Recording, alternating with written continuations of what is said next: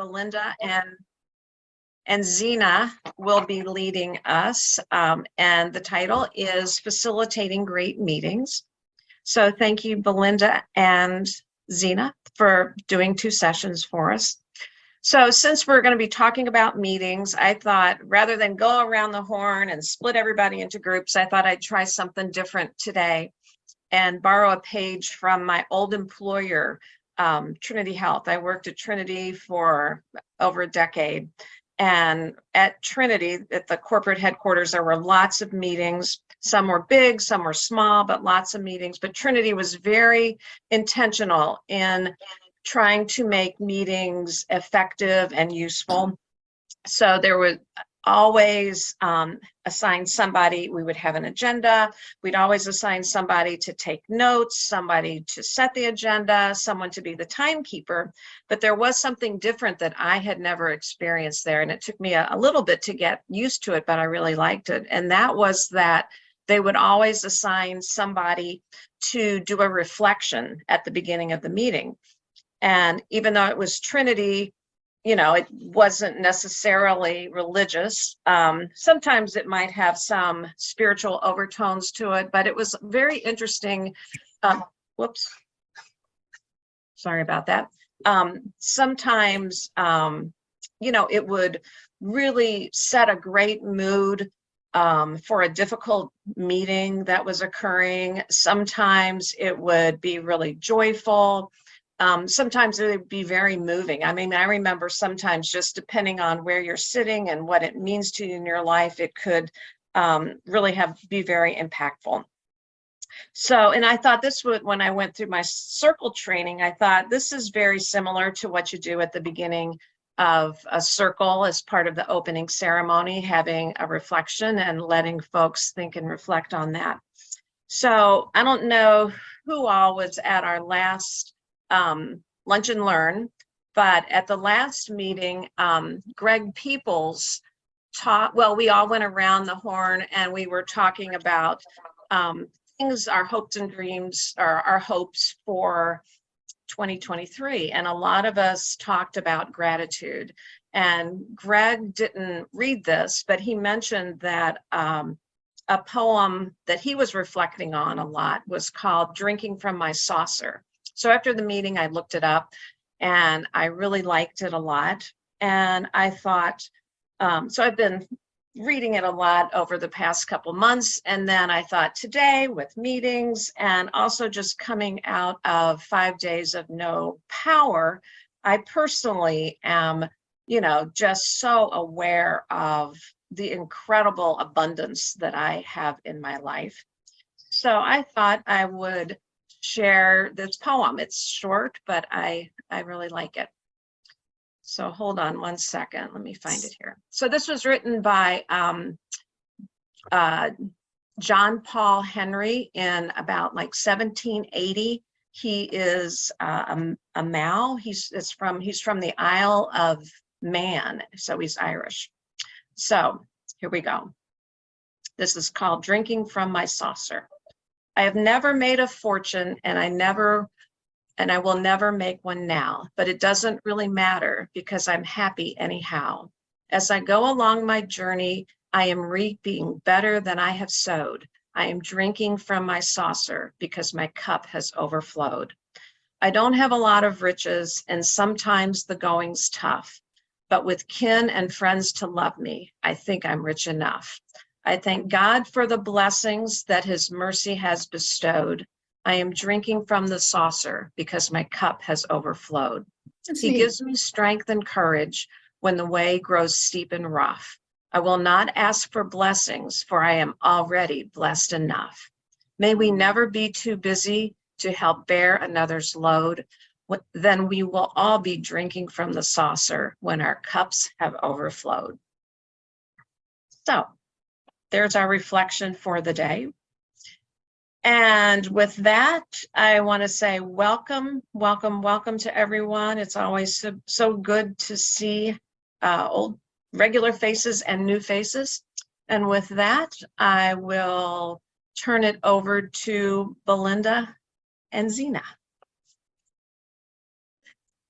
Good afternoon, everybody, and thank you for that poem, Gail. I too looked it up and have it sitting on my desk at home as something I can glance at and reflect on during those moments of stress and trying to manage the day. So welcome everybody to the first of two parts on great meetings. I'm excited that we're able to introduce the subject, maybe an introduction to some and maybe a reminder for others. This work was introduced to me by Zena and Leslie Stambaugh, who I see here, and Bob Gallardi. Gosh, I'm not sure how many years ago now, but it's been quite a few years. And I was just excited and enthused by the thought that there was such written documentation and structure around facilitating meetings that are great. I have to say that the DRC does great work. And because of my time at the DRC, when I go to a meeting that is not well facilitated, it really yanks my chains. I have too high of a standard. I realize that on how meetings should be facilitated. But with that in mind, I know that not everyone has the good fortune to be exposed to work at the DRC or like the DRC's work. And sometimes we need help, support, guidance, and to be educated on how to facilitate a large meeting, a large group in a meeting. So I'm happy that you all are here. I am very excited to be working with Zena. I've known her for as long as I've been at the DRC. And that's 20 years. And I knew of Zena in the mid-90s when I was in grad school. She was a guest speaker to one of my first classes in 1995. And I met her, heard about the work in Washtenaw County. So I feel like I've been in the fan base for a very long time of Zena. So I'm excited about my opportunity to work alongside her as a facilitator for today's discussion. As I said, today will be part one. Next month, we will do part two.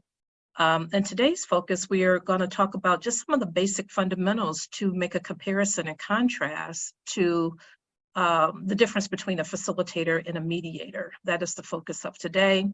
And as a reminder, if you can hang on after 1 o'clock, Zena and I can stay behind until 1:30 or stay on the Zoom until 1:30.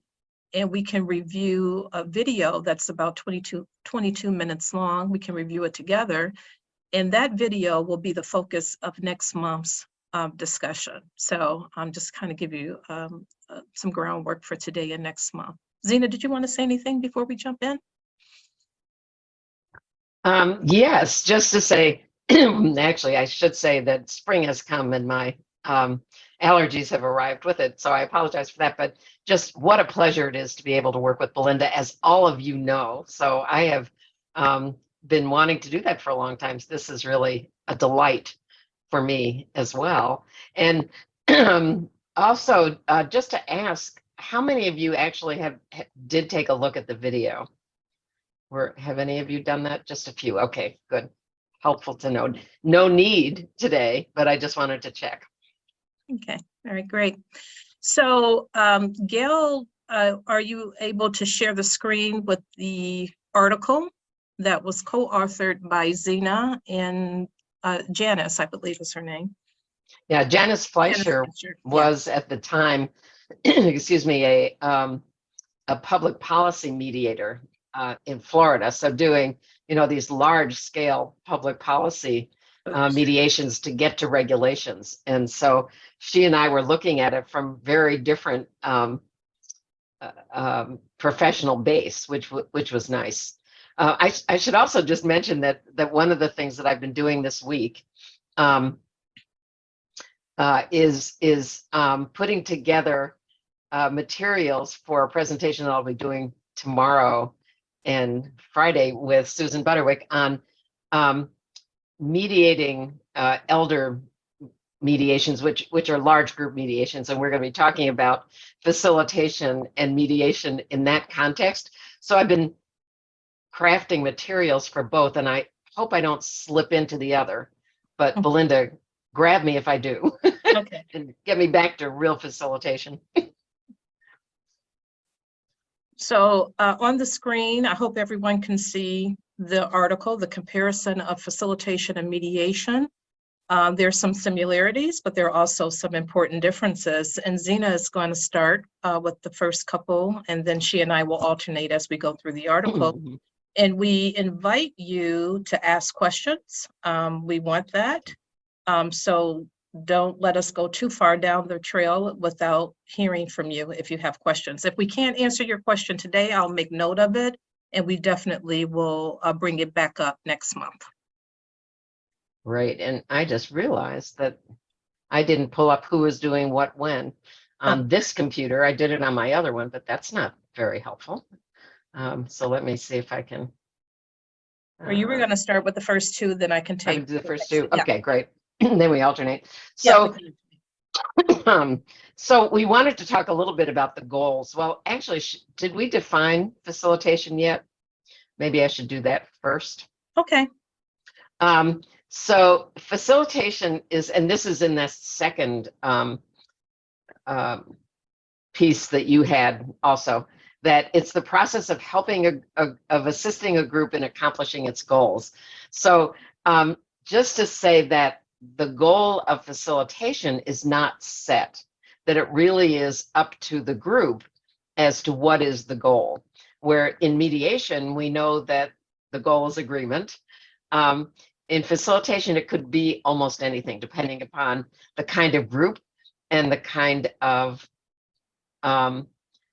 meeting that it is and what they are trying to do. So it could be a group that is looking at changing something in their organization. And so they'll be throwing around ideas and trying to see what might fit. It might be a group that just wants to explain something to some other group. It might be a group that is, I have facilitated, for example, labor negotiations, where they have a whole string of agreements that they're looking at, or grievance meetings in companies. So it could be almost any kind of meeting, and the goal really is whatever their goal is. And so one of the important things for a facilitator is to really look at what is this meeting about, and what is it that the group is trying to do, so that we can be of assistance to that group. In terms of the process, we usually have a process in mediation that we follow, whatever the steps are that we learned, and it's generally our process. Whereas in facilitation, it's really their process. I'm going to ask if everybody could mute. Thanks. That'd be great. It's their process, not ours, although we run the process. And so that's kind of confusing sometimes. But one of the things that I like to do ahead of time, often with a planning committee, and we'll talk more about that, is to get an idea of what process they want. And everything in their process, and we'll talk more about this, from is there a chair of the group that wants to do most of the talking, and as facilitator I'm just helping, or is there a process they always follow through their agenda that I'm helping with? What is their decision-making process? So understanding all of those things going in, that really creates the process that we're going to use. And if there's time, I just want to tell a short story of a company that I was asked to help with facilitation. And in the planning meeting, there were, I think, I don't know how many, I'm making this up, 12 departments in the company, and they were trying to present those departments to some customers. And so what they wanted to do is to get feedback from the customers, and that was what we were facilitating. So what they thought they would do would be each of the 12 departments would make a presentation, and then there would be a small group reflection on it and some feedback. And then the next one would do it, and then the next one and the next one. And there would be all these small groups. And so I said, it's a great idea for everybody to present, but I think you need to clump it so that it's not, 12 times going back and forth between a presentation and a and a small group. And they said, no, no, no, that's the way we want to do it. And I said, that's great. I just don't think it'll work. And I really, I'm kind of worried that after 3 or 4 times, people start leaving, that they're not going to stay for all the rest of them. And they looked at me and they said, we don't agree, but we're going to go ask the president of the company. So they did. They brought the president of the company back in and told him what the issue was. And he looked at them and he said, I think we hired her because she knows this stuff. You need to follow this. So that's what we ended up doing. And everything turned out really well. But it is their process, but we know process. And so we do need to weigh in terms of what we think will work and what won't. So Belinda? Yep. I'm going to move to the next 2 items, neutrality and open session. One of the things that I really appreciate around group facilitation is that it's easier for me to remain neutral. The group itself is on the same page about what's going on. They're not competing with each other in terms of interests or resources. They have a very similar thought process on the outcome that they want. So I find that in my role as a neutral, I find it's easier for me to maintain that neutrality and not have an opinion about one side or the other, because everyone is working together. And then the openness, the session being open. This is very similar to mediation. I think where we're relying on the participants of our session to provide information about what's going on, to share information, maybe gather more information. We want to encourage communication. We may ask questions and pose questions to the group to get them thinking. We want to pull people in who might be leaning back and not speaking as much. We want to check in with them to make sure that their voice can be heard if they have something to offer. There might be some points where a sticky point where there may be some problem solving might be needed, and that's when we go back to process. What kind of decision-making processes do they already use? Is this a vote, an issue where we just need a vote? Is this a issue that requires more information, more digging, more research? Is the problem a situation where we just need someone with more authority who can make a decision for the group? As in Zena's example, do we need the president of the organization to weigh in? Is this a situation where we can prioritize, given the other elements of the session, do we have time to talk about everything? Are there low-hanging fruit that should be discussed first? Are there priority issues, urgent matters, the emergency of the situation that might get first priority? So in terms of the session being open and how we engage with the people there, it feels very similar to mediation. And what is also a nuance of the facilitation is that we may start scripting things or scribing things in real time, drafting their agreements. Some of us in mediation do that as well. And we're editing in real time and wordsmithing in real time. Or we may lean into a process and say, will the draft of this document be handled by a subgroup who will bring a final draft to the larger group? So we may think about process in that respect, but we can start getting into the drafting of the agreements, or the documents, I should say, during the session with everyone there. Zena, I'll bounce it back to you. Okay. And if I could just mention that one of the big debates in facilitation is, does the facilitator want to do their own scribing, or do they want somebody else there to do the scribing? And it's an interesting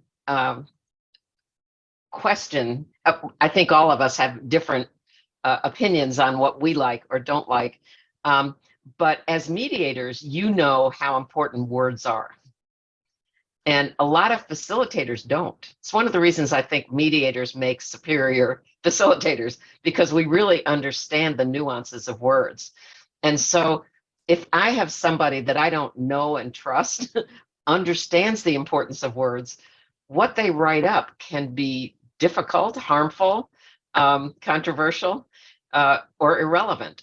And so I personally want to make sure that if somebody else is doing the scribing, that they really understand what the job is, what it is that they're putting up. And a lot of people, you may have had this experience that a lot of people think when they take minutes from a meeting that they're writing down everything that everybody said. And that kind of frightens me when people do that. Frightens a lot of other people too. And so that conversation about what's being scribed, if somebody else is doing it, is really important. But the opposite is also true, which all of you know from mediation, is that if you've got a whole group and you're doing the scribing, are you turning your back on people? And is that a good idea? And what's happening when you're turning your back? So both have their pros and cons, but just to mention that is one of the open discussions still around facilitation. So am I doing one or two of these, Belinda? I'm doing the caucus. The next two, caucus and generation of Thank you. options. Yeah. Thank you. Just, I need direction here. So we caucus in mediation, but when there's a large group, the equivalent is probably the small group work. And it's very different from the caucus because we're not, as facilitators, going into the small groups and saying, what's your position on something? And I'm going to take it to the other side. It's really more a question of, does the work of that meeting, is that better done with people being able to talk with each other in small groups and then coming back and presenting something to the large group? And there are many facilitations where that's the case, where almost all of the difficult work is being done in these small groups, and the small groups come back and report. And it may be that each of the small groups is doing the same thing, or it could be that each of the small groups is doing something different, depending upon the plan of the meeting and how it's going to go. But just as in mediation, if you caucus with one, you have to caucus with everyone. In facilitation, you need to make sure that every small group is heard. One of I think the mistakes that some facilitators make is that they say, well, we've got 12 small groups and we're just going to hear from 3 of them. And how do the other 8 groups feel about the work that they've done? They feel like, well, why did I bother? And so in some way, each of the group needs to be heard. And that's one of the plans that a facilitator needs to think about. There may not be time for 12 groups to report back. So then how do you get their reports back? But you need to make sure that they are heard in some way. So that also has to do with the generation of options and ideas. So that's often the central part of any meeting, is what are the ideas that are coming out to deal with whatever issue is on the table for that group. Excuse me. And whereas in mediation, we may go up to the flip chart and say, okay, what ideas does everybody have? Or we may be doing that in caucus and asking people to give us ideas, but then bringing them back to the large group. When we have a truly large group, it needs to be much more structured. And so one of the things that we learn in facilitation is, what are all the ways that we can go about getting ideas from small groups? And then one of the things that in planning we need to do as facilitators is propose and then carry out which of these approaches to option generation do we want this particular group to do? So for example, one of the things that you may have experienced is back in the days when we were all meeting together, a wall with just poster paper on it, and people may just write out their ideas, or they may have sticky notes that they put up, and the sticky notes may be grouped in particular ways. And then people may go up and put check marks by them in terms of what they like and what they don't like. So that's one example of a structured process that may be used for option generation. And that there are others that are harder to think about. There's some that require math. And I tell you, when I'm standing there in front of a group and having to do math, it's always a mistake. But hopefully somebody else who's with me can do that. And then the facilitator needs to make sure that they understand what the options are, that they know how it is that they're going to be grouped, and they know the next steps to getting from options to whatever it is that the group is going to actually end up deciding to do. Yeah, I find that the option generation can be a lot of fun as a participant in a large group being facilitated. And some of you may have had this experience when you get the different color Post-it notes, Post-it pads, and then you write information on it and you stick it on different things, and your facilitator is walking through and collecting the colors or collecting things from a certain postage page. And then, and I imagine that the challenge for the facilitator is how to gather that information, group it, and summarize it in some kind of way to give that information back to the full group so that they can know what their next step is. So I think when we're facilitating large groups, we may want to have a number of tools in our toolbox on how we can engage everyone's voice and have these activities, if you will, to gather that information, especially if the group is fairly large. I'm going to move to the agenda design and ground rules, which I think, and invoking ground rules, which I think is can be a sticky issue for mediators and facilitators. So in mediation, the mediator is often, or is primarily responsible for setting the agenda. We talk about that in training. We listen to everyone's opening statement. We identify the issues. And then at some point we're writing, those issues become agenda items that we are writing in very neutral language and all of that. In our opening statement as a mediator, we talk about our group norms or ground rules. And again, we talk about this in training, and we know that our mediators are doing that here at the DRC. In a facilitation, it's a little bit different. We are assisting in the convener or the group itself in developing an agenda. So, and that might be based on why they even called the DRC or you to facilitate in the first place. There's something going on within the organization or the group, and they want an outside facilitator to come in.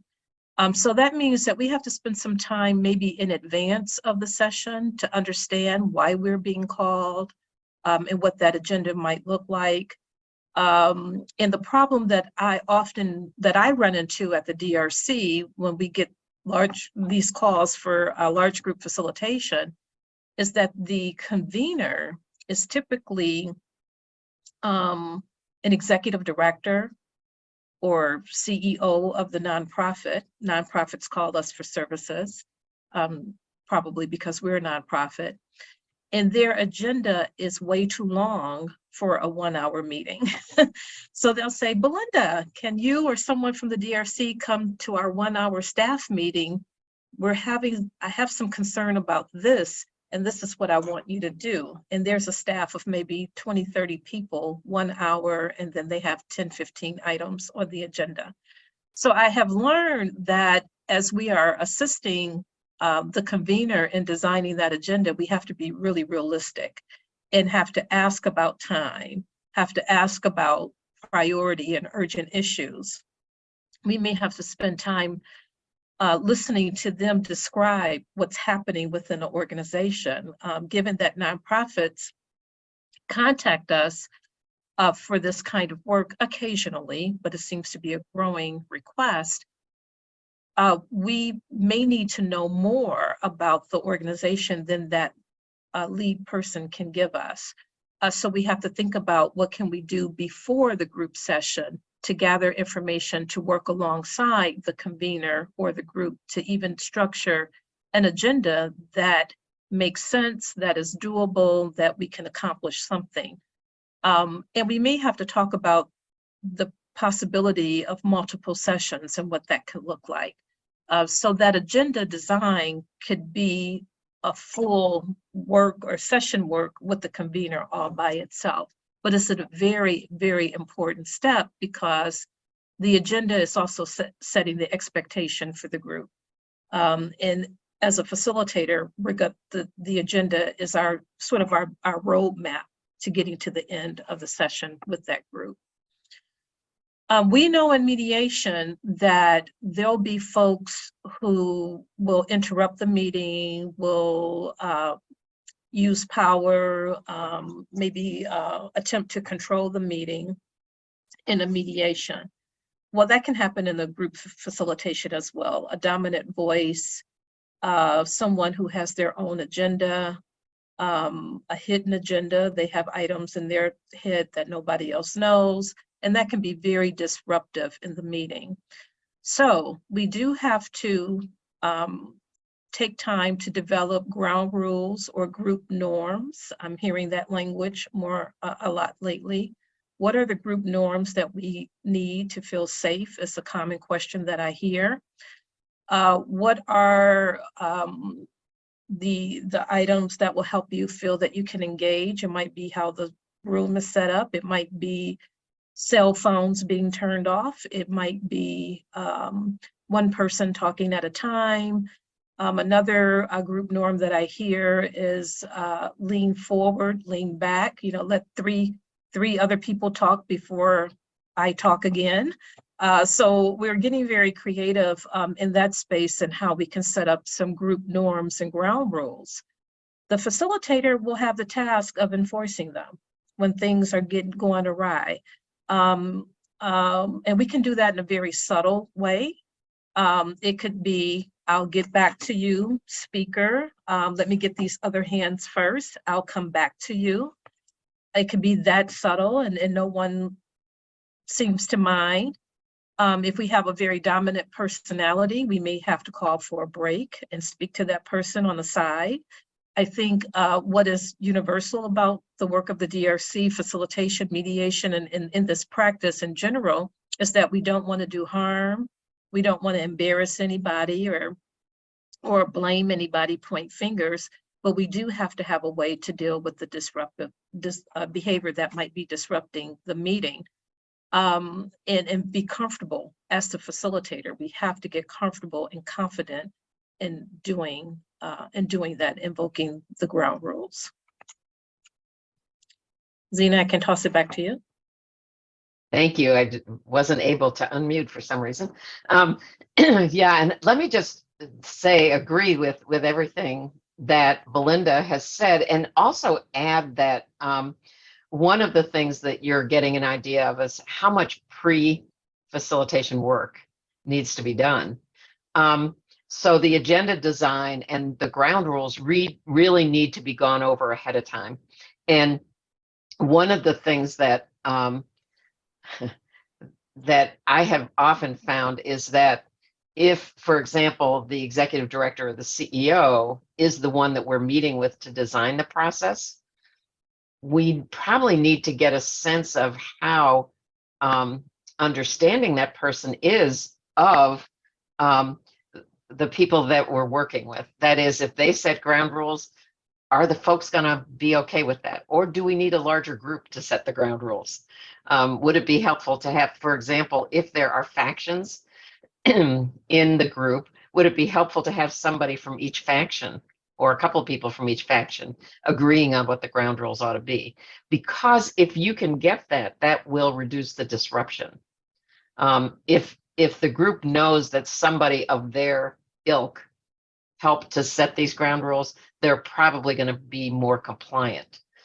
The other thing that I've done in groups that are ongoing is to ask them to begin to invoke the ground rules so that it's not just me as facilitator doing it, and asking them to think about how they want to do it in a way that the rest of the group can tolerate. Because we're only there for that one meeting, or maybe we're there for a little bit more, but they're going to have to continue to meet, and how are they going to deal with this ongoing? And Belinda, I have to say, I'm so much happier when they agree to do it and I don't have to do it all. Or if there's somebody backing me up with the ground rules, it just makes it a whole lot easier for me if I know that there's several of us doing it. And sometimes it'll be in the meeting that's, sometimes we'll say, can somebody be the timekeeper? Can somebody be the recorder? Can somebody be the ground rule invoker? And so that's just one of the things that that people do in the group. So I wanted to add that that sometimes happens, but not as often as what Belinda was talking about. I also wanted just a small story in terms of taking the disruptor aside. One of the things that I have found, not always, but more often than I would have expected, is that when I take that disruptive person aside, and generally what I'll be asking them is there something that I can do to signal you when I need to move on to another person? So I'm not accusing them of anything. I'm just asking them to help me in moving the process forward. And what I've found is that more often than not, they are pleased to be given the attention. They are so happy that I took them aside and talked to them. And when I first started doing that, I was kind of taken aback, and I thought, well, am I doing something that is going to be counterproductive by paying more attention to this disruptor? But I have found no, that in fact, if they can be helpful in moving things along, they often want to be. And so whatever we've agreed on as the signal, they are often delighted to carry out. Oh yeah, I'm done. Okay, let me pass this on to somebody else. So identifying who the parties are, most of the time in mediation, we get a sense of who is it that's part of the dispute that needs to be at the table. But with facilitation, we really, again, in meeting ahead of time, need to think through what is the purpose of the meeting and who is it that needs to be there. And so because the meetings can be almost any kind, it could be a board meeting. Okay, then we know who the board members are. Or it could be that it's a meeting of staff. And one of the questions is which departments and which staff should be part of it.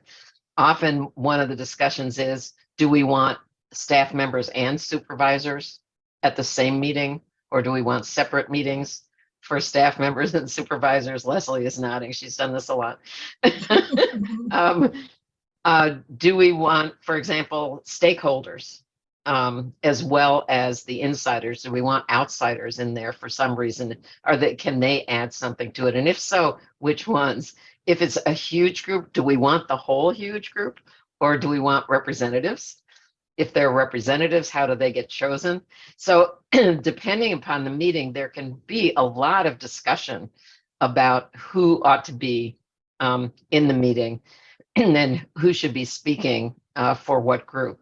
And if you do have representatives, then often the question is, how do the representatives take it back then to the people that they're supposedly representing? And how do they get the feedback that they need about whether this was acceptable and whether the decision is made or whether they need to do more work? So depending, it can be a more complex decision-making process. Methods of decision-making, excuse me. So one of the things that I like to go over with the planning committee, and I guess in larger groups, I'm more used to working with a group of people who plan the meeting rather than just one person. But to talk about, okay, is this an employment situation in which the executive director, the CEO, the supervisor is going to make the decision? And so what we're asking the people at the meeting to do is to give their input, but they aren't actually making a decision. Or is this a group, say a board of directors or some kind of group, interdepartmental group or whatever, where they actually will be trying to make a decision? And they may be making a decision on, what's the next product that's going to come out of this organization, or what's the next project that they're going to agree to, or how is it that they're going to effectuate something that is the next thing that's on the horizon for this organization. So in that case, if the group is actually making a decision, do they want to do it by a vote? Do they want to do it by consensus? Do they want to do it by a supermajority vote? Will they be taking votes at various points? And there are some groups that like the idea of consensus and are small enough that they can carry it out, in which case the facilitator may actually be teaching them a consensus process and how that works, and then facilitating that consensus process, which is a very different one than just taking a vote. And I do find myself often discussing with the planning group the pros and cons of all of those different decision-making processes so that they can think through what is it that's going to work for their particular organization. There was one organization that I was asked to facilitate a process for, and I was talking with, I think there were maybe 3 or 4 people as a planning committee. And when they talked about what they wanted to do, it turned out that what they were really looking, from my point of view, as I was listening to them, what they were really looking for was not so much decisions as ideas for what they could do next. And so it didn't seem to me that they even needed to make decisions so much as get more ideas on the table.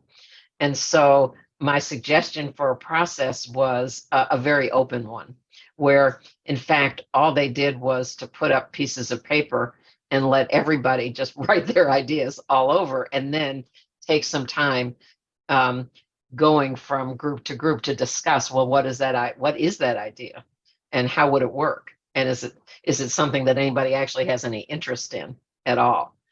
And that later the executive director and the supervisors were going to make some decisions on which ones of those they thought could actually work for the organization. But they were very surprised because it was a very different process and a very different method of decision making than they had ever thought of before. And I think that's one of the things that we bring as a facilitator is different ideas of different approaches that might work for this particular task that the organization has.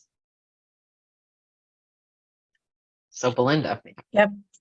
There was a question in the chat. I didn't want to move too far along. Catherine, what's an example of a signal that works? Catherine, did you want to say more about your question so that we can try to answer it? It's just in when Zena was talking about having a disruptive person respond to a signal to move the conversation along, I was wondering what sort of signal that might be. Well, that's something that I think needs to be worked out with that person.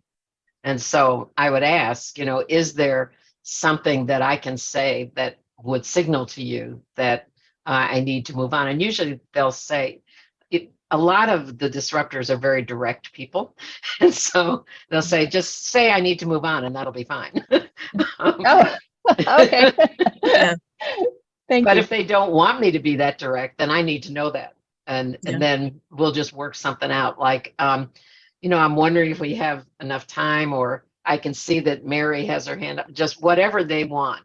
I'm happy to do.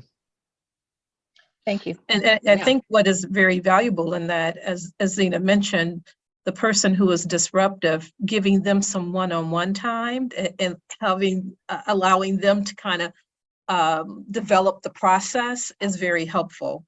It helps them to be seen and helps them to feel like they're a part of it and they have some of the platform for themselves. So I think I can see that going over very well. Yeah. Yeah. And of course, I always want to start that conversation with, you have really important things to say, and everybody in the group wants to hear them. My problem is that I also need to hear from other people, and I'm not quite sure what the best way to do that is. Can you help me? Yeah.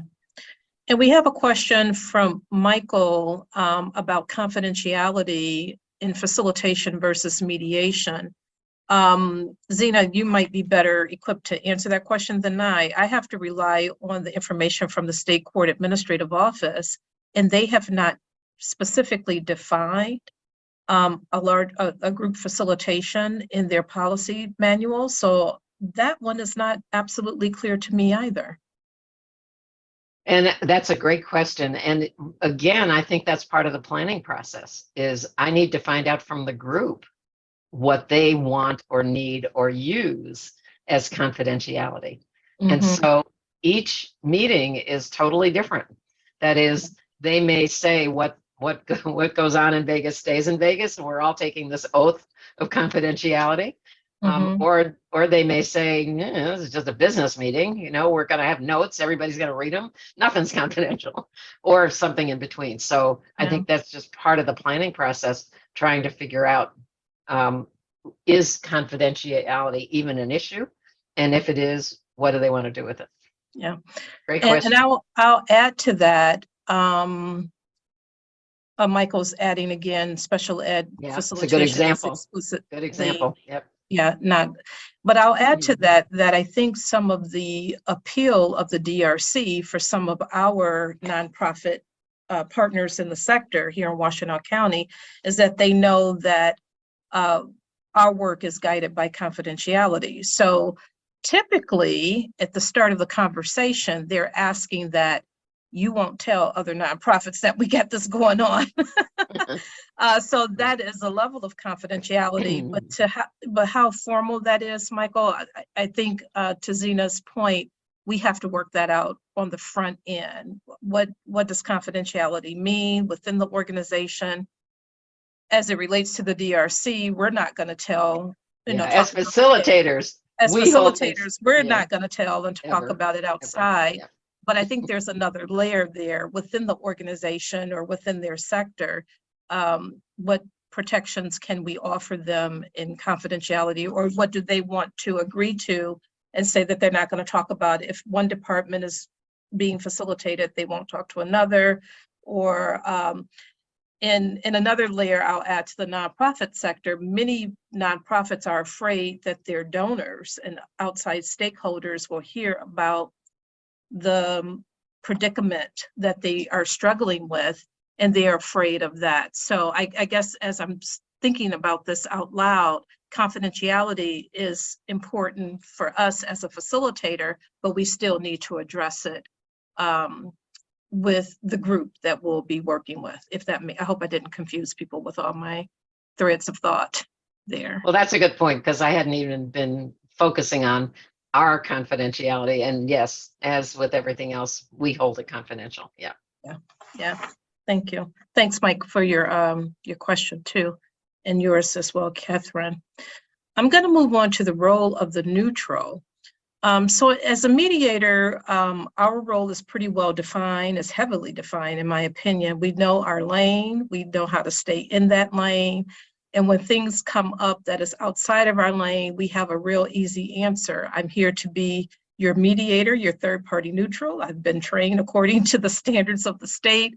And that's my job today. Even, and we've talked about this out loud within the DRC, all of you are high professionals. You do wonderful things in your career, or you've retired from it. And we know that you have lots of skills and talents, and we always underscore that here you're the mediator. So that outside knowledge of a therapist, an administrator, an executive, an educator, and all the other wonderful things that you've done really don't play into that.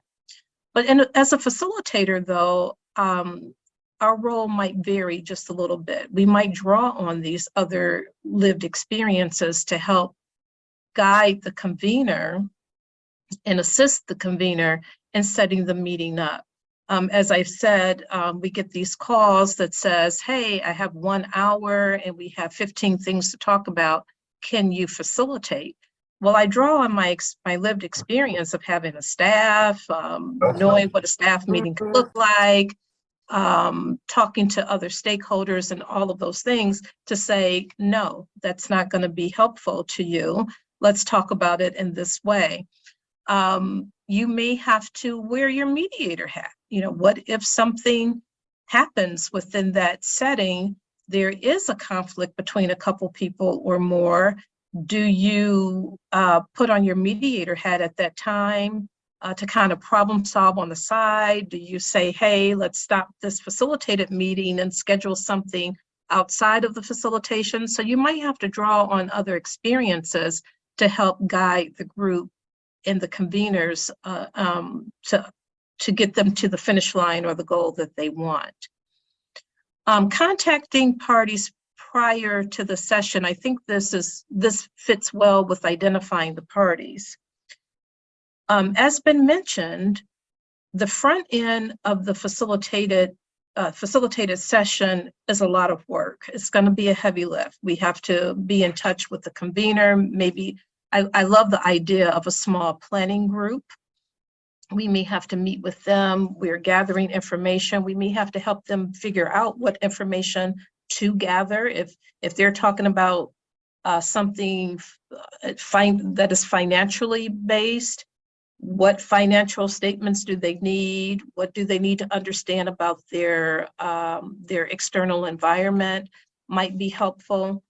They may need to know about interest rates. We may have to help them on the front end to gather that information. If we're talking about a large group, are we in a position to speak to every member of that group prior to the session? Or do we speak with selected representatives from each segment of the group?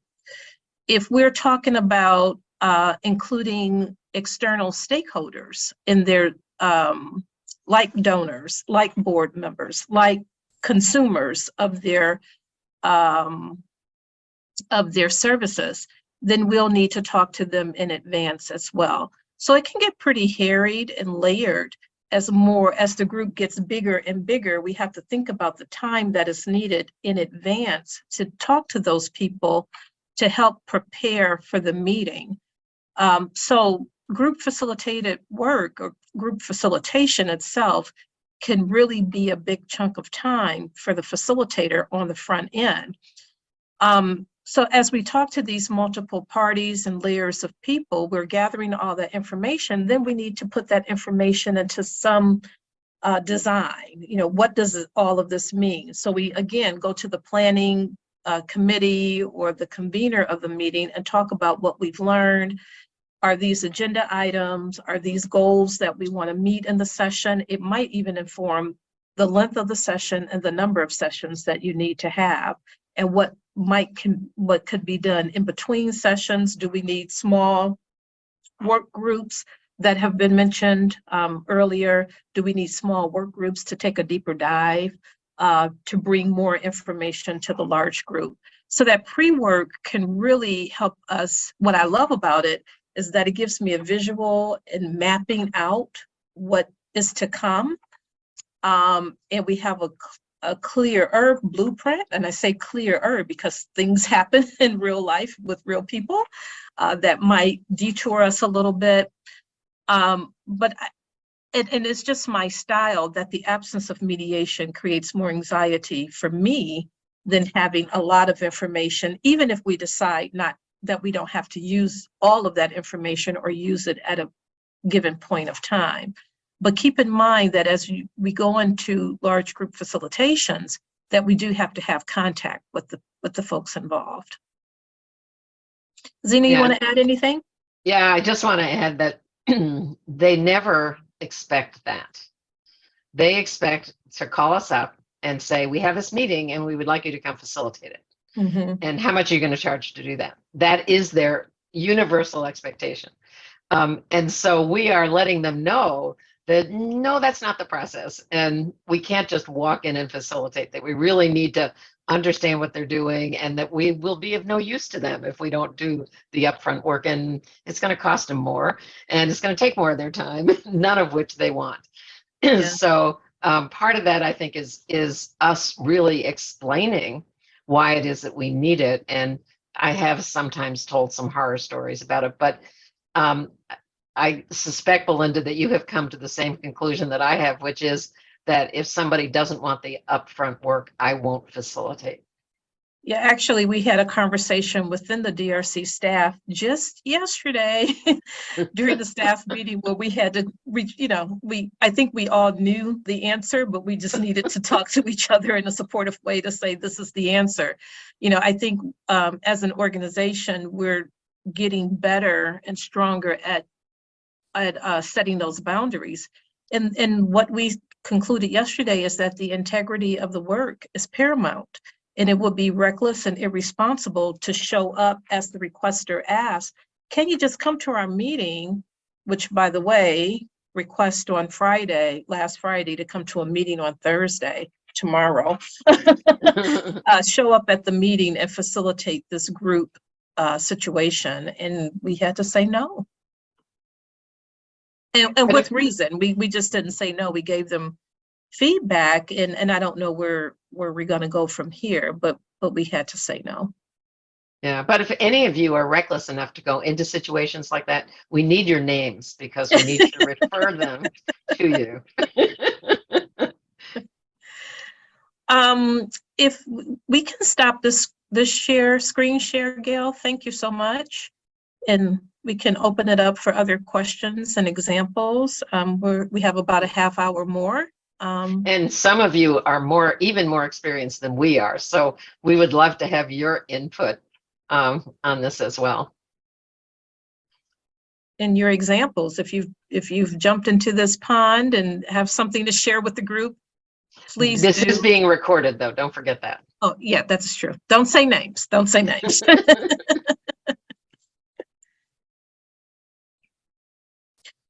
Well, I will, if it's okay, Zena, I wanted to just introduce the idea of what's happening at the DRC and why I thought this was important. Is that okay to do right now? Oh, perfect. That'd be great. Okay. So I've already mentioned that we've been getting phone calls and requests from other organizations to facilitate group meetings within their organization.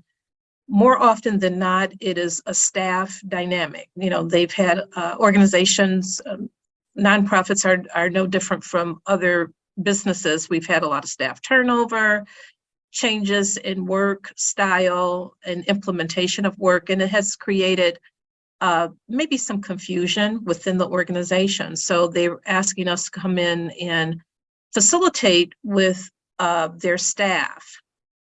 So that's happening more during this pandemic period than the years prior to the pandemic period.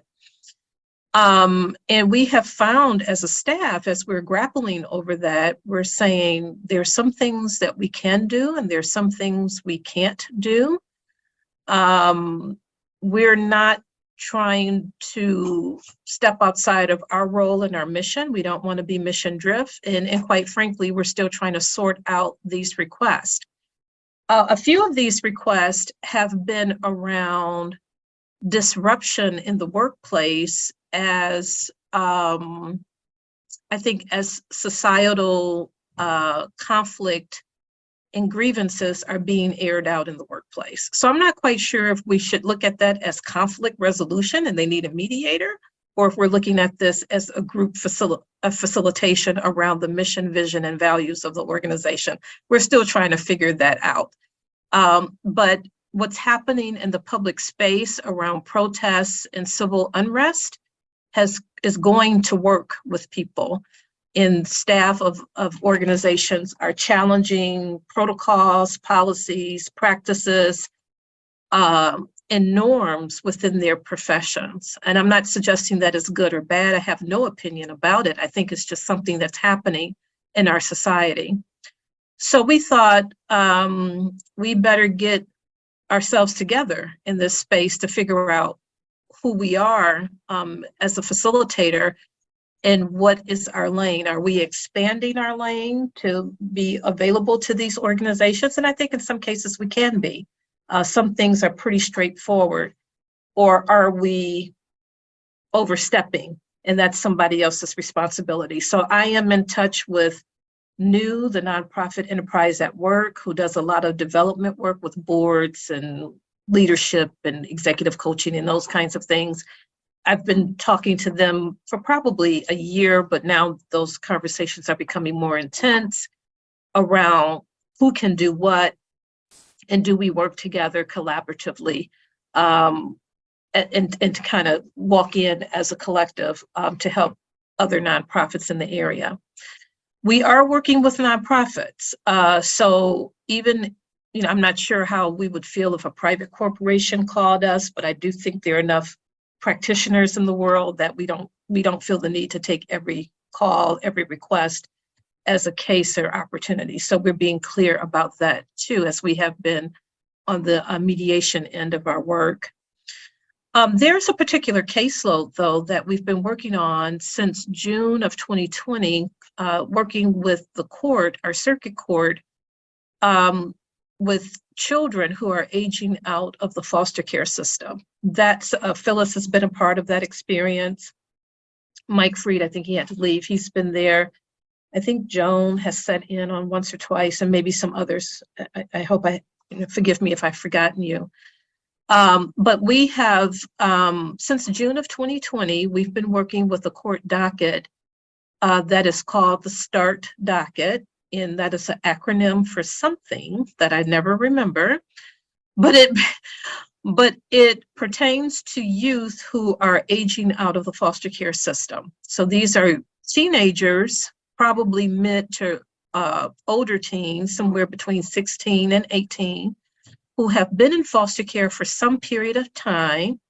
It is not uncommon for these young adults or soon to be adults to have been in foster care since they were 8, 9. I think one of our cases, the youth went in foster care about 4 or 5. So they've been in there for a good amount of time. They have not been adopted. They have not been placed in a permanent situation for parenting or reunified with their biological parents, or they're not under a guardianship with another adult. So they're living in spaces, usually residential spaces, in all of the horrors of foster care that you've probably read about is happening. They're being bounced around. Their education has been truncated greatly. And we are identifying those youth. The court, along with the Department of Health and Human Services, are identifying those youth and putting them on this specialized docket so that the stakeholders around the case can work together. So there is no conflict about should the youth be in foster care or not. That decision has been made. The stakeholders are now working together to problem solve in some cases, generate resources, think creatively, and to work as a team to get this youth to adulthood and independent living in the most safe and responsible way that we can.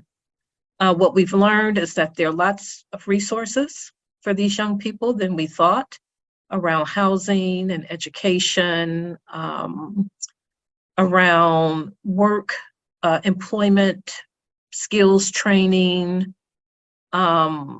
around assistance, even getting a car as kids age out of foster care. And some youth get these resources and many don't. And nationally, the outcomes for kids who age out of foster care is very dismal. Like 66% of them end up in poverty, prison, jail, and death. That's a national trend, and that's trending here in Washtenaw County as well. So this docket has required a facilitator. So because of our partnership with the circuit court or the trial court, when they developed the docket, they said, DRC, can you facilitate? We said, of course, not knowing what we were jumping into. I had no idea so many people would be involved with one child who's in foster care. But it's very common that we show up at the meeting every Wednesday, and there may be anywhere from maybe 8 to 16, 20 people on the screen. And we do all of this in Zoom. And I think they're going to maintain that indefinitely. And our role is to guide the conversation, develop that agenda. So I like to do that in advance. That doesn't always happen. I like to get some information about the young person in advance. Sometimes it happens, sometimes it doesn't. So we go in with some idea. We go into the meeting with some idea of what's missing for this youth. Like sometimes the youth has a permanent place to live, but they're 17 and they need to get ready for post-high school life. Their court case and foster care case will close at age 20. Are they prepared to live independently? And if so, what does that mean? Where they're going to live, how you get furniture, do they have the appropriate identification to get electricity in their name? Some youth may not be able to live independently because they have disabilities that won't allow it. So they might have to live in a group housing kind of dynamic, but where would that be? And what kind of, because services change once you become an adult. So what they got as young minors will change once they become an adult. So as a facilitator, we're asking questions, taking notes, we're, scribing notes, updating a document that places the notes in a space where the stakeholders can see it. And then we schedule the following meeting. What's unique about this docket is that the age of the youth will determine how long the case will be open. So if the youth is referred to this docket at age 16 or 17, and they officially age out at age 20, that means that we could be working on this case for 3 or 4 years. And we've gotten the permission to do that. I think the people in Lansing knows that our local DRC does things a little bit differently to support our community. So they don't hound me so much on the longevity of the case anymore. And we will meet about a particular youth about every 60 to 90 days, just based on what's going on in that young person's life. We will increase that frequency if needed. But it's really based on, for instance, we have a young person who we opened the case. That young person ran away and was AWOL. Then the young person came back into foster care, basically stopped living on the streets, came back to foster care. The case was never closed and we picked up, but we had to meet more frequently because that young person was also pregnant and was like 3 months before her due date. So we met about every month or so because we had to deal with housing, not only housing that with an infant. We had to, and this young person was 17 at the time. We had to deal with physical materials for the house, not just a bed for the young person. Now we need a crib for the baby. We need resources for the baby. The baby was not going to be a foster child, but the system itself was going to support this young person as well as the baby as best they could. So we met about every month with that young person to get her, and she's had the baby. She and baby are fine, and they are in permanent housing. We actually everyone, all cylinders were on through this group discussion, a very supportive discussion, and we were able to find her housing for herself and her child in a pandemic and in a community where housing prices are very high, as you all know. So housing is very hard for most people who are poor, if not all. So that is a meeting that is ongoing. We want to assign a volunteer to one case because it's an ongoing case. You show up on a Wednesday, either at 10 o'clock or 2 o'clock when that case is on the schedule. And we facilitate by asking questions, we take notes, we compile the notes. So it's a living document that has a long list of notes. We have the document formatted in a way that all of the housing conversation is categorized as housing, all of the education conversation is categorized as education, and so forth. So that was another experience that occurred at the DRC that made this discussion important to us, getting folks feeling comfortable and feeling more prepared to facilitate large groups. And Phyllis, I don't want to put you on the spot, but I know you've been a part of our START docket.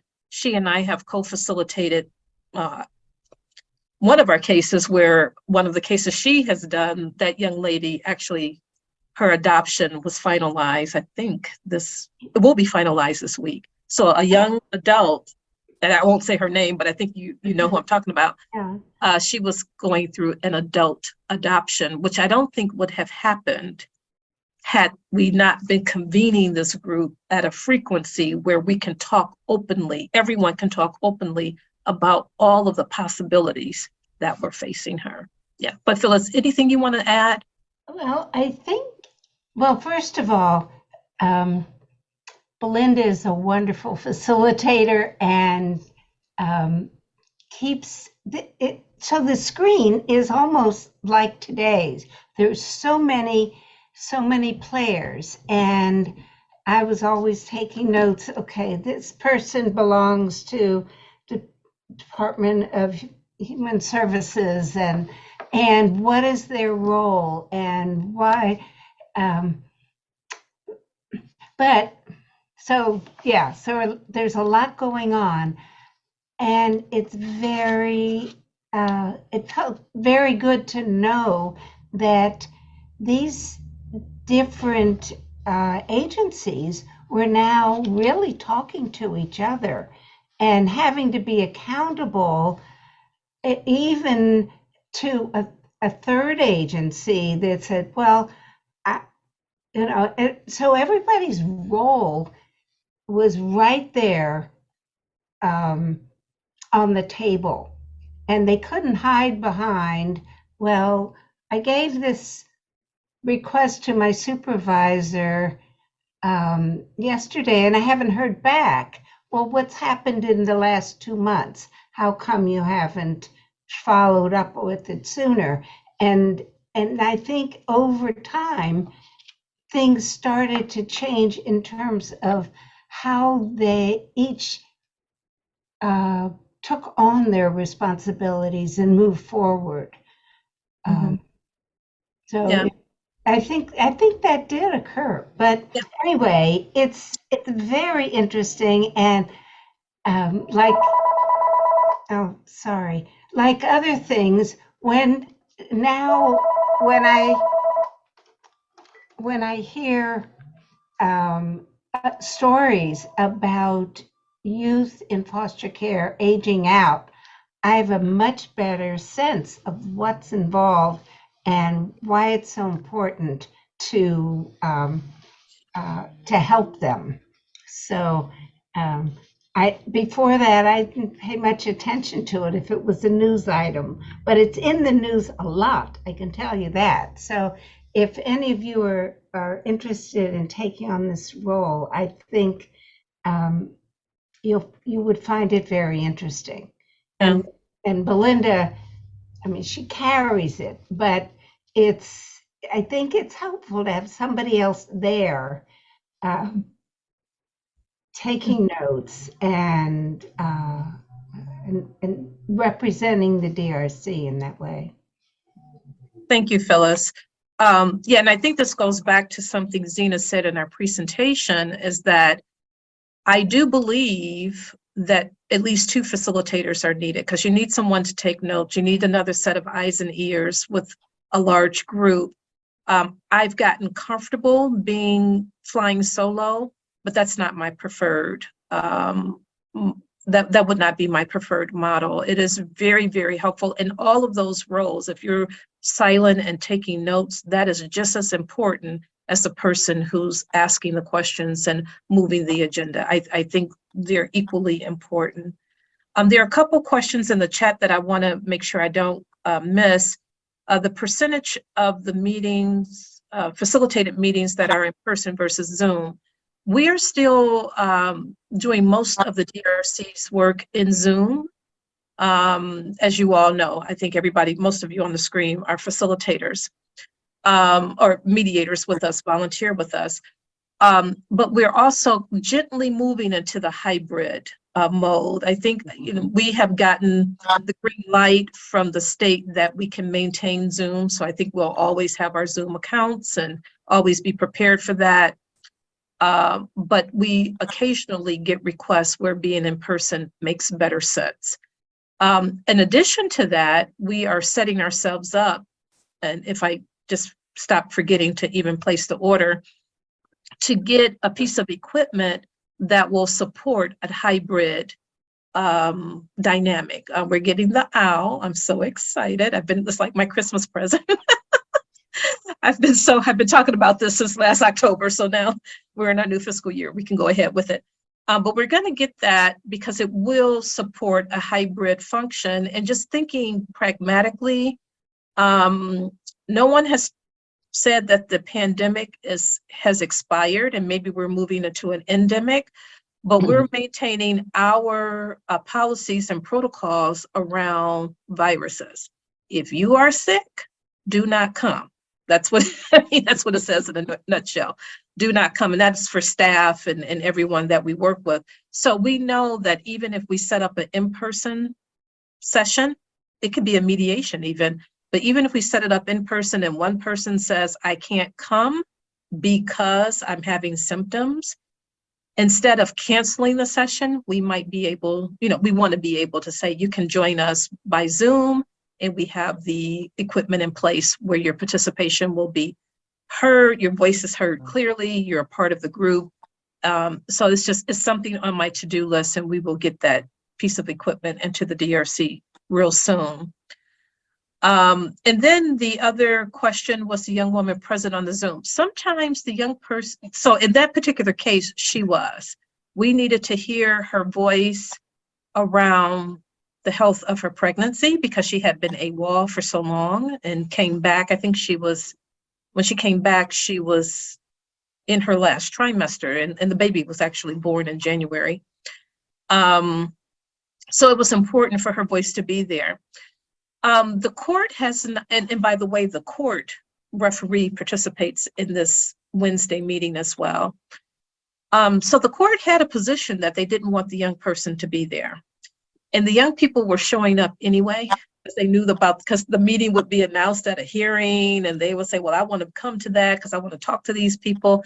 And I have found it very helpful as a facilitator when they show up, because they can talk about their needs in a way that their caseworkers are not able to talk about. The caseworker probably met with them within the last 30 days and things felt stable. And then 2 days ago, it destabilized because something happened. These young people are extremely vulnerable. If they miss work and miss pay, you can be for sure that their cell phone is going to be turned off or the electricity will be turned off. That's how vulnerable they are financially. So I have appreciated the young persons who come and speak to the group about what their needs are and about what their strengths are, especially those young people who are finishing high school or some equivalency to high school, and we don't know what their next move will be. We don't know if they want to go into the trades, if they want to go into a 2-year community college or a 4-year college. And we need to know what their wishes are, what they think they need to hear what their options are, because many foster kids just don't think they're worth anything, and their lives are just going to be in poverty indefinitely. So coming to this meeting gives them a sense of, one, there's a community of people who care about me and my future. And 2, I do have options and my life can get better. So hearing that firsthand, I think, is very valuable for them. So for the young people who have shown up, they have really been helpful in the conversation. They may not stay for the whole meeting, because being on a Zoom with a lot of adults for 1 or 2 hours just doesn't appeal to them. So they will speak first. As a facilitator, I, make it clear that they can speak first. I prompt them with a question, and they answer that question, and then I give them the option to hang on or to leave. And some hang on and some leave. So it just depends on what's going on in their lives. Joan, I see your hand is up. Yes, I think this is such a terribly important role that you're filling that has gone unfilled. And I hated to leave, but it was partly because of other demands. And I'm wondering if you would like some volunteers to let you know that they would, and my interest would be to learn a little more about what would be my role and what is the situation. I mean, it's so foreign to me. It's just not part of my background. I envy Phyllis, who has some training here, but I'm sure you could let us know if we want to try to help, how we could do that and where we could learn what we need to know. So my plan, Joan, is after our April session, our April lunch and learn, where we dig deeper into the facilitation as a process. I want to convene those who are interested in that particular docket and supporting that kind of caseload. We need to know who our resources are, not only for the foster care docket, but just in general when we get these calls from other organizations. And we will have a separate discussion about how we move forward as a group. So very similar to if you do divorce mediation, there is a group of people who do that. Special ed, we have grouped that, and we will create a group around facilitation and talk about the start docket, the ins and outs, and we have collected material, the vocabulary and the stakeholders and that kind of thing. We can talk about that. We are getting new cases added to that docket. I think we have about 3 new cases being added to that docket. So I'm hoping in April, after our next lunch and learn, later in April, we'll convene and have a more poignant conversation about those who want to be a part of the facilitation group. Thank you. Okay. Any other questions? Zena, anything more you want to say? No, I'm delighted that there's the interest, and this was fun to just talk about all of this. I don't know that anybody needs to stay to watch the video, but if anybody wants to do that, we're happy to stay for another half hour. So just let us know if anybody would like to do that. I just wanted to add something. Can you hear me? Yes. Yeah. Waiting for class to start. I found this very, very helpful. And I was thinking, so I do, among other things, special ed and special ed facilitation. And I was thinking that it's kind of this hybrid system, because on one hand, as a facilitator, I'm not in charge of the meeting, and I show up, and sometimes they're expecting me to run it, and sometimes I just sit, they already have everything planned, and I basically sit and watch. Plus, there's but in special ed facilitation, there isn't a requirement of confidentiality, which I find interesting. But and the goal of a special ed facilitation is to reach an agreement. But as I say, there's this in terms of who's in control and how the facilitator participates is very malleable. So, and I never totally understood that, because there is special ed mediation, which is a whole other, where there are all these, very specific requirements involved that aren't the case when it's called a facilitation. So I found that very helpful to try to straighten my mind out about the differences. And Yeah, and Mike, I don't know if you were there when I was talking about, I'll be doing a presentation on facilitating elder mediations. And it's that same kind of thing where you've got a larger group, and part of it is a mediation and part of it isn't. Part of it is straight facilitation. So yeah, I think it's worth having a discussion for some of these hybrids about when are we facilitators, when are we mediators, and how do we figure that out? Yep. Well, for the elderly, I certainly fit in. So, anyway, so I just wanted to thank you about that. The other thing, and I've really only been very involved in one START facilitation, and there, in terms of what happened in that one, I really felt like, I was running the meeting, and once again, in more of an active manner than what one would normally, in terms of being the party, I guess, in terms of this notion of neutrality.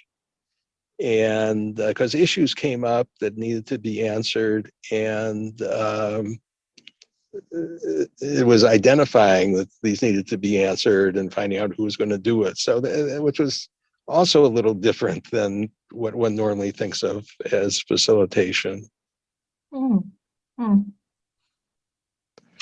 Yep, Michael, I often feel that when I'm, especially in START, and that could be for a variety of reasons, but when I show up to facilitate, I do feel a different level of not, I don't want to use the word control. Maybe I am a bit controlling and I don't know it or won't admit it, but I do feel that it's important for me to feel present and to run the meeting. And that might be a few questions, that might be a lot of questions, that might be the opening and the closing. But I do feel the need, and maybe this is a style question or philosophical, I feel the need to be really present, even as a facilitator, just as I would as a mediator. I have to be present, I have to be thinking and moving with the group and paying attention and gathering information. If I see a puzzled look on someone's face, I'm going to stop and inquire and make sure that they're moving along with us, or do we need to back up or move forward? The work of the day of the meeting is absolutely exhausting for me. And I don't know if that's, thank you. I have to go. I don't know if that's my energy or my personal style or not. I haven't done it enough and observed it enough to know. Well, I think, Belinda, everything you're saying is exactly what's needed in every facilitation.